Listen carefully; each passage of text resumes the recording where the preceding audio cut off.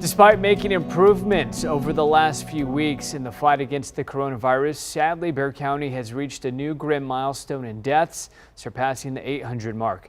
Meanwhile, blood inventory is dangerously low, including convalescent plasma.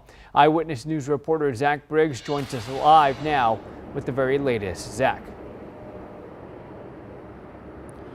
Well, Phil, the city of San Antonio reporting 9 more deaths, which brings the total number of people who've died from the coronavirus here in Bexar County to 802. Now, according to city data released today, there's a total of 46,401 cases, an increase of 110 cases. Now, as far as hospitalizations go, the city is reporting 366 patients, which marks a continued downward trend. Meanwhile, blood donations are still very much in demand. We learned the South Texas Blood and Tissue Center inventory has dropped to 2.65-day supply for most blood types. Those with O blood types are encouraged to consider donating. Those who have recovered from the coronavirus are urged to schedule an appointment to donate convalescent plasma.